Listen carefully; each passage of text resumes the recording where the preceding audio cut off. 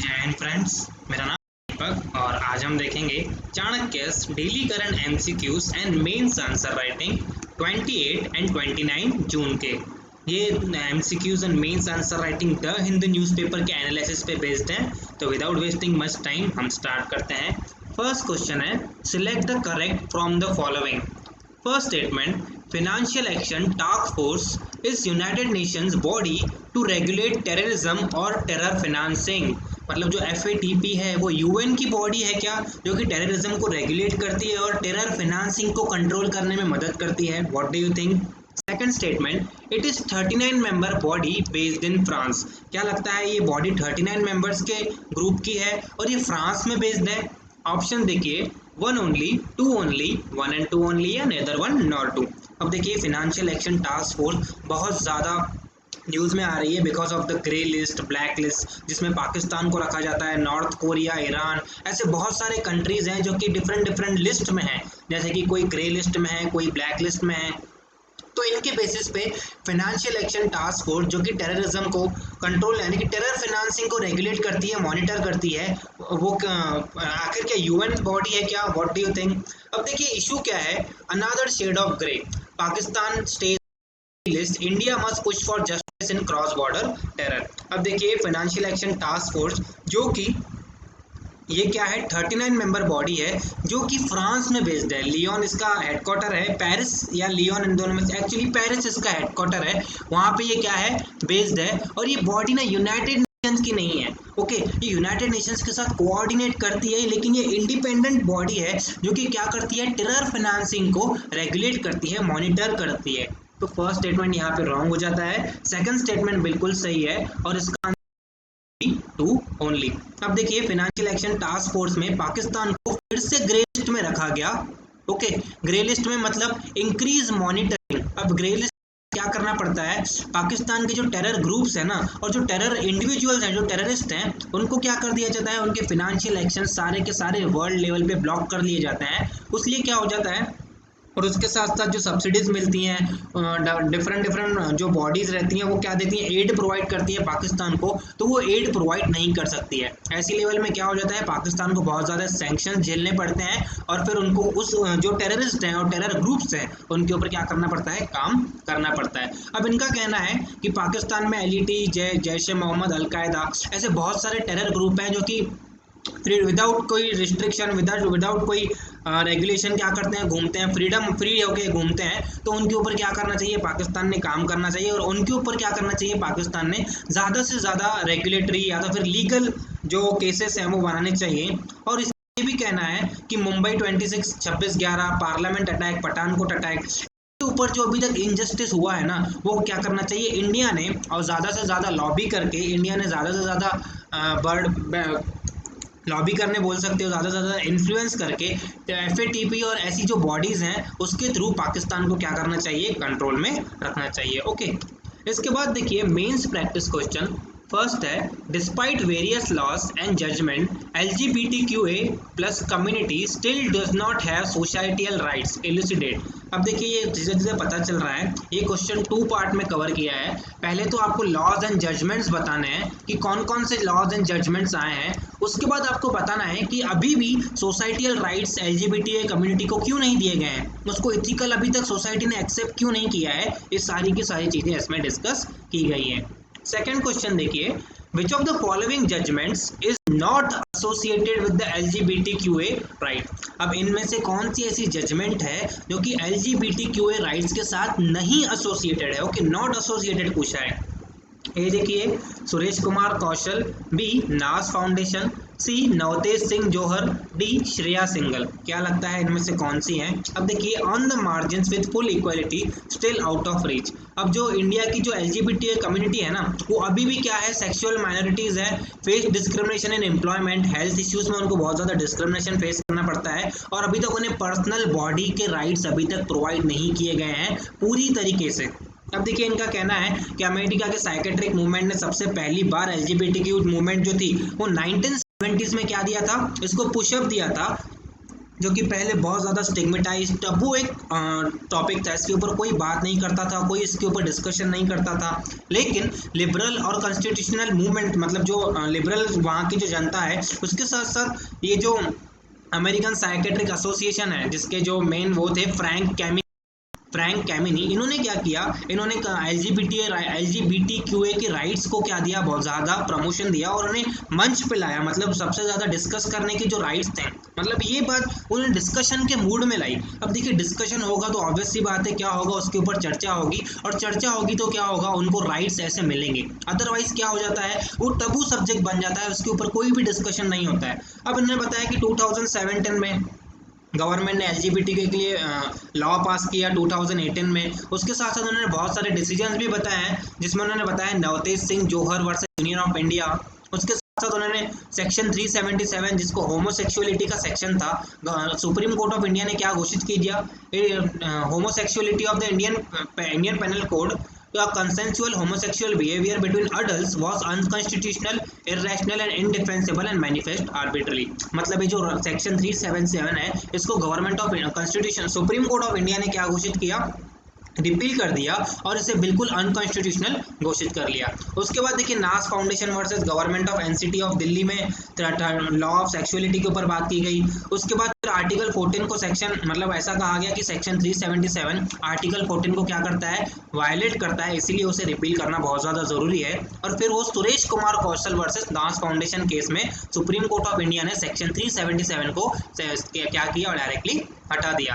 अब देखिए सुरेश कुमार कौशल भी इससे रिलेटेड है, नास फाउंडेशन भी है, नवतेज सिंह जौहर भी है। श्रेया सिंगल जो केस है वो इससे रिलेटेड नहीं है। श्रेया सिंगल जो केस है वो 2000 के आईटी एक्ट से एसोसिएटेड है, 69A आपको पता होगा, जिसके तहत गवर्नमेंट क्या कर रही थी, जो इंटरनेट पे जो freedom of speech and expression है उसे रोकने की बातें गवर्नमेंट कर रही थी। उसके अगेंस्ट में सुप्रीम कोर्ट ऑफ इंडिया ने श्रेया सिंगल केस में क्या की थी, वर्डिक्ट दी थी। अब इनका कहना है कि अभी भी इससे ना गवर्नमेंट सोसाइटी में, इंडियन सोसाइटी में इथिकल नहीं माना जाता है, और इसलिए गवर्नमेंट को क्या करना चाहिए, और भी ज़्यादा इसे प्रमोट करना चाहिए। उसके साथ साथ जनरल पब्लिक को, पुलिस को, उसके साथ साथ जो कॉलेज गोइंग पब्लिक है या तो फिर जो स्टूडेंट्स हैं या यूथ है, उनको क्या चाहिए, गवर्नमेंट ने सेंसिटाइज करना चाहिए about the diversity of sexuality and to deconstruct the myth about heteronormativity. और जो मिथ्स हैं जैसे कि एड्स और बहुत सारे ऐसे मिथ्स हैं जो कि इसके साथ चलते आ रहे हैं, उन मिथ्स को गवर्नमेंट ऑफ इंडिया ने, उसके साथ साथ वेरियस एनजीओज ने, जो सिविल सोसाइटी ग्रुप्स हैं, उन्होंने मिलकर क्या करना चाहिए, इसके ऊपर काम करने चाहिए। अब देखिए एटीट्यूड चेंज होना मोस्ट इंपॉर्टेंट काम हो सकता है। उसके साथ साथ बिहेवियरल चेंज है, सोशल कंडीशनिंग कर सकते हैं हम, जैसे कि डीएम्स हैं, कलेक्टर्स हैं, ये आके क्या कर सकते हैं, लीड बाय एग्जाम्पल का एग्जाम्पल दे सकते हैं, जिसमें वो क्या कर सकते हैं, जो ऐसे मिथ्स हैं उसके साथ साथ बॉडीली ऑटोनॉमी जो है वो उनको प्रोवाइड करना, ये सारी चीज़ें हम क्या कर सकते हैं, समाज में एक्सेप्ट कर सकते हैं। उसके साथ क्या होगा, उनको जो डिस्क्रिमिनेशन झेलना पड़ता है एम्प्लॉयमेंट में, हेल्थ इश्यूज में, ये सारी चीज़ें क्या होगी, कम हो जाएगी। ओके, थर्ड क्वेश्चन देखिए, which of this does not open out to the Mediterranean sea. अब देखिए ये मैप बेस्ड क्वेश्चन है, के ऊपर इकोनॉमी वहाँ की बहुत ज़्यादा क्रैश हो गई है, लोगों के पास खाने के लिए नहीं है, फ्यूल, मेडिसिन और मेडिकल प्रोडक्ट की जो चीज़ें हैं ना वो बहुत ज़्यादा महंगी हो गई हैं, और वहाँ का जो पाउंड है ना, वहाँ पाउंड चलता है, उसकी वैल्यू 90% से क्या गई है, गिर गई है। इसीलिए सिविल वॉर जैसी सिचुएशन आ गई है, गवर्नमेंट के अगेंस्ट में लोग क्या कर रहे हैं, प्रोटेस्ट कर रहे हैं। अब लेबनान न्यूज़ में है, ये तो हमको ध्यान में है, लेकिन क्यों हम इससे ज़्यादा हम इम्पोर्टेंट ये है कि लेबनान के ऊपर मैप बेस्ड क्वेश्चन बहुत ज़्यादा बार पूछे गए हैं, और आगे भी क्या किए जा सकते हैं, पूछे जा सकते हैं। अब देखिए which of the following does not open out in the Mediterranean sea. इनमें आपको बताना है कि यहाँ पे मेडिटेरियन सी है और यहाँ वेस्ट एशिया की ये कंट्रीज है, तो इनमें से कौन सी कंट्रीज मेडिटेरियन सी से ओपन नहीं होती है। तो देखिए सीरिया क्या लगता है, उसके बाद देखिए जॉर्डन, उसके बाद लेबनान या इजराइल, क्या लगता है इनमें से आंसर क्या है। फोर्थ क्वेश्चन देखिए, ये भी मैप बेस्ड क्वेश्चन है, Mediterranean sea is a border of which of the following countries, first Jordan, second Iraq, Lebanon या Syria. Select the correct answer, 1 2 3 only, 2 and 3 only, 3 and 4 only या 1 3 and 4 only. तो उन्होंने पूछा है कि Mediterranean सी के साथ किन कंट्रीज के बॉर्डर हैं। अब देखिए मेडिटेरियन सी में कौन ओपन नहीं होता है, तो आपको पता होना चाहिए, यहाँ पे सीरिया आता है, उसके बाद देखिए यहाँ पे लेबनान आता है और फिर यहाँ पे क्या आता है, इजराइल आता है। तो लेबनान और इजराइल तो होते हैं, और यहाँ पे जॉर्डन आता है। जॉर्डन किसके बाजू में आता है, इससे कनेक्टेड है, इजराइल से कनेक्टेड क्या है, जॉर्डन है। तो इसका आंसर क्या है, जॉर्डन। ओके,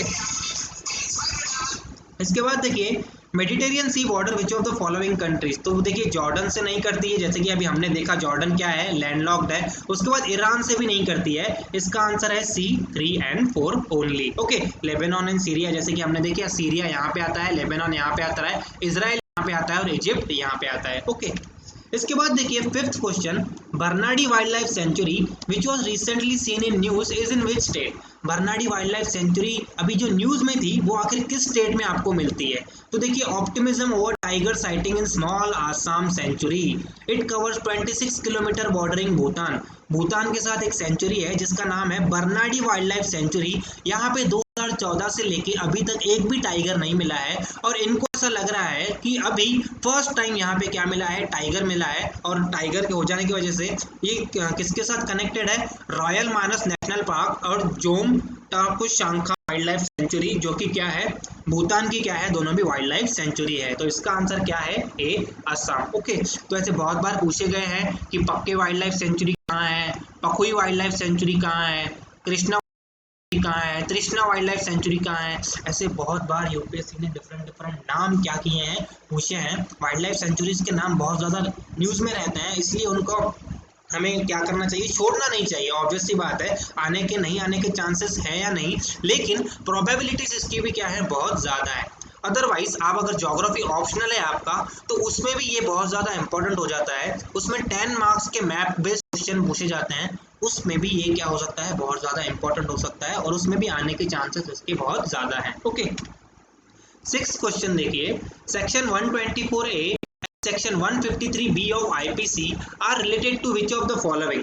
अब सीधा सीधा डायरेक्टली क्वेश्चन है ये कि section 124A and section 153B of IPC ये किसके साथ एसोसिएटेड है।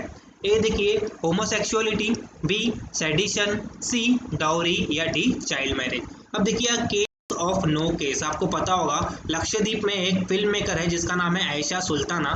तो लक्षद्वीप में आपको पता होगा 2-3 दिन से, मतलब 2-3 वीक से लक्षद्वीप बहुत ज़्यादा क्या है, न्यूज़ में है। वहाँ पर जो नए एडमिनिस्ट्रेटर है ना, उन्होंने क्या किए, बहुत सारे ऐसे ऑर्डिनेंसेस लाए, बहुत सारे लॉज लाए, जिसके थ्रू वहाँ की जो लोकल जनता है वो बहुत ज़्यादा प्रोटेस्ट कर रही है। इसकी वहाँ की एक लोकल जनता में एक है आयशा सुल्ताना, वहाँ की फिल्म मेकर है। तो उन्होंने गवर्नमेंट के अगेंस्ट बहुत ज़्यादा प्रोटेस्ट किया, गवर्नमेंट के अगेंस्ट बहुत ज़्यादा ऐसी बातें बोली। तो वहाँ के एडमिनिस्ट्रेशन ने उन्हें क्या किया, उनके ऊपर सेडिशन की क्लॉसेज लगा दी हैं। अब क्लॉजेज कौन कौन से लगाए हैं, section 124A and section 153B, ये दो क्लॉजेज हैं जो कि किसके साथ एसोसिएटेड है, सेडिशन के साथ एसोसिएटेड हैं। तो ये दोनों भी क्लॉजेस क्या किए हैं, गवर्नमेंट ने आयशा सुल्ताना के अगेंस्ट में लगाए हैं। अब केरला हाईकोर्ट में ये बात गई, और केरला हाईकोर्ट ने कहा कि आप हर किसी को, हर कोई जो आपको क्रिटिसाइज कर रहा है, आप उसके ऊपर सेडिशन के क्लॉज लगा दे रहे हो। मतलब गवर्नमेंट को क्रिटिसाइज करना मतलब देश को क्रिटिसाइज करना हो गया है। तो क्या कोई गवर्नमेंट को क्रिटिसाइज नहीं कर सकता है क्या। अब देखिए उन्होंने बताया है कि intolerance toward any state criticism of policy, tendency to discern non existence threat to the state and deliberate resort to it despite absence of any ingredient of the defense। मतलब ये अगर केसेस रहें तो इन केसेस में आप section 124A और section 153B लगा सकते हैं। ऐसे केसेस में जहाँ पे स्ट्रिडेंट क्रिटिसिज्म ऑफ पॉलिसी, इंटॉलरेंस दिखाई दे रहा है, उसके साथ साथ नॉन एग्जिस्टेंट थ्रेट, अगर ऐसे प्रोविजन है तो आप लगा सकते हैं। लेकिन आप क्या कर रहे हैं, गवर्नमेंट क्या कर रही है, उसका बहुत ज़्यादा मिसयूज कर रही है, और गवर्नमेंट ने क्या बना दिया है, वेपन बना दिया है freedom of speech and expression को रोकने का। तो केरला हाईकोर्ट ने ये बहुत ज़्यादा वार्निंग दी है कि आप ऐसे मलाइस जो इंटेंशन है उसमें आप freedom of speech and expression को रोकने की कोशिश ना करें। और yet the very institution of the case is questionable. अब हर एक बात पे लोगों के क्रिटिसिज्म को क्या कर रहे हो, सेडिशन लगा दे रहे हो, देशद्रोह का आरोप लगा दे रहे हो। तो केरला हाईकोर्ट ने इसे क्या कर दिया है, गलत करार घोषित कर दिया है। व्हेन कंट्रोवर्शियल, अब देखिए इनका ये है कि अगर आप कंट्रोवर्शियल ऑर्डर्स पास करते हो तो ऑब्वियस सी बात है कि जो जनता है वो आपको क्रिटिसाइज तो करेगी। जनता का काम ही ये है, जनता का काम, जर्नलिज्म का काम यही है कि वो गवर्नमेंट की पॉलिसीज को क्रिटिसाइज करें। क्योंकि देखिए मोस्ट ऑफ द लोग तो गवर्नमेंट को वाह ही देंगे ना, क्योंकि उन्होंने वोट दिया है, गवर्नमेंट वैसी प्रोपोगंडा चलाती है। लेकिन जर्नलिज्म का काम क्या है, जर्नलिस्ट का काम क्या है, उसके बाद कार्टूनिस्ट का काम क्या है, ऐसी जो उग्री मतलब आप बोल सकते हो अवेयर जो जनता है वो क्या करेगी, आपको क्रिटिसाइज तो करने वाली है। तो इसे क्रिटिसिज्म को सह की ताकत बहुत ज़्यादा ज़रूरी है। हर क्रिटिसिज्म को आप देशद्रोह के अंतर्गत क्लासीफाई नहीं कर सकते हो। ये केरला हाईकोर्ट ने लक्षद्वीप के एडमिनिस्ट्रेशन को बता दिया है, और सिर्फ सेडिशन का केस है उसे रिपील कर दिया है, मतलब उसे डायरेक्टली हटा दिया है। तो सेक्शन 124A और सेक्शन 153B ये दोनों भी किससे एसोसिएटेड है, सेडिशन से एसोसिएटेड है। सेक्सुअलिटी से आपको पता है आर्टिकल सेक्शन 377 ये किसके साथ एसोसिएटेड है, होमोसेक्सुअलिटी के साथ एसोसिएटेड है। हमने अभी अभी डिस्कस किया कि नवतेज सिंह जौहर और उसके साथ साथ नास फाउंडेशन के केस में सुप्रीम कोर्ट ऑफ इंडिया ने क्या किया था, सेक्शन 377 को रिपील कर दिया था। इस किस केस में, कि वो वायलेट कर रहा है article 14 and article 15 of the constitution को। इसके बाद मेंस प्रैक्टिस क्वेश्चन देखिए, government has no business to be in business, comment. अब देखिए ये क्वेश्चन किसके लिए है, तो क्वेश्चन देखिए जनरली आप बोल सकते हो कि सोशलिज्म वर्सेस कैपिटलिज्म के बीच में है, कि गवर्नमेंट का काम ही नहीं है कि वो बिजनेस में रहे। उसके साथ साथ आप बता सकते हो कि लेजिस फेयर जो पॉलिसी है गवर्नमेंट की, मार्केट कैपिटलिज्म हम जिसको बोलते हैं, उसके साथ आप ये बता सकते हो कि गवर्नमेंट को डिस चाहिए, गवर्नमेंट जो पब्लिक सेक्टर अंडरटेकिंग्स को जमा के बैठी है, उसमें मोनोपोलिस बना के बैठी है, गवर्नमेंट को डिसइन्वेस्ट करके उसकी इफिशियंसी बढ़ानी चाहिए और उसे क्या कर देना चाहिए, प्राइवेटाइज कर देना चाहिए। तो ये जो ओपन एंडेड स्टेटमेंट है, जिसमें आप क्या कर सकते हो, डिफरेंट एंगल्स जोड़ सकते हो। इसमें आप socialism versus capitalism, laissez faire versus market capitalism, उसके साथ डिसइन्वेस्टमेंट और उसके साथ साथ प्राइवेटाइजेशन, ऐसे बहुत सारे एंगल्स इसमें क्या कर सकते हो, आप जोड़ सकते हो। ये एंगल देखिए किसका है, reopen the file, reconsider privatisation. अब इनका कहना है कि गवर्नमेंट का कोई बिजनेस नहीं है कि वो बिजनेस में रहे, क्योंकि गवर्नमेंट बिजनेस में रहती है तो गवर्नमेंट जो अपने मेन काम है जो कि वेलफेयर का, वो क्या कर जाती है, भूल जाती है। तो इसीलिए इन्होंने इसमें क्या कहा है कि गवर्नमेंट प्राइवेटाइज करें। अब देखिए 7th question, which of the following is true about Chinese model of privatisation. अब इनके इसमें पूछा है कि चाइनीज मॉडल ऑफ प्राइवेटाइजेशन के लिए कौन कौन से स्टेटमेंट सही हैं। फर्स्ट देखिए, nurturing of both private and state own enterprises with the subsidies and benefits. या चाइना में जो प्राइवेट और स्टेट एंटरप्राइजेस थे उन दोनों को नर्चर किया गया था, सब्सिडीज प्रोवाइड करके, टैक्स बेनिफिट प्रोवाइड करके, लेबर लॉस को चीप करके, ऐसे बहुत ज़्यादा उन्होंने क्या दी थी, इंसेंटिवाइज किया था state owned as well as private enterprises को।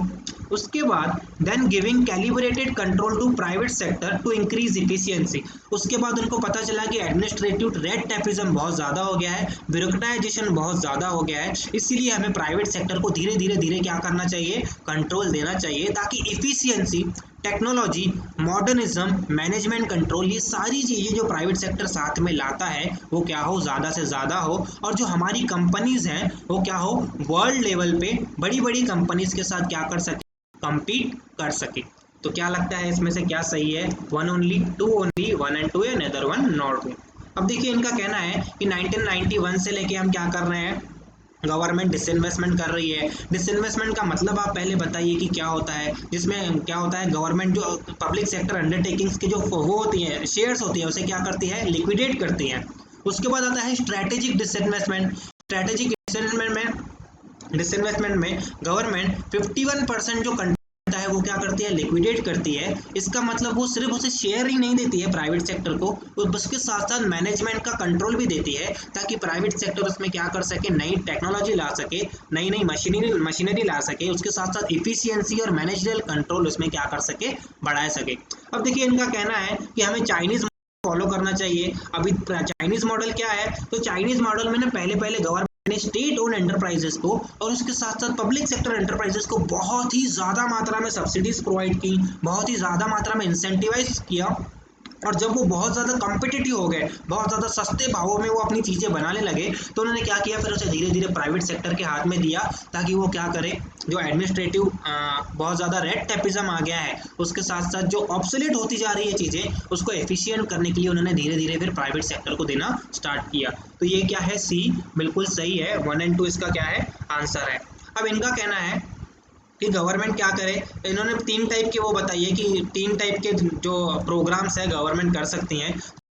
तो है कि ऐसी इंडस्ट्रीज जो बिल्कुल भी सिक है, जिन्हें ना बिल्कुल भी उठाया ना नहीं जा सकता, ऐसी इंडस्ट्रीज को क्या किया जाए, पूरा का पूरा क्या किया जाए, लिक्विडेट किया जाए। और इसके बाद जो लैंड मिलेगा ना, उसके ऊपर क्या किया जाए, ग्रीन फील्ड इन्वेस्टमेंट की जाए। ग्रीन फील्ड इन्वेस्टमेंट का मतलब होता है नई इन्वेस्टमेंट की जाए, वहाँ पे नई प्लांट्स लगाए जाए। उसके बाद उन्होंने सेकंड बताया कि ऐसी इंडस्ट्रीज जो कि अभी आधे प्रॉफिट में है आधी लॉस में है, तो इनको क्या करना चाहिए, गवर्नमेंट ने धीरे धीरे एफिशिएंसी इनकी बढ़ानी चाहिए और प्राइवेट सेक्टर को धीरे धीरे करके इन्होंने क्या करना चाहिए, डिसइन्वेस्टमेंट करना चाहिए।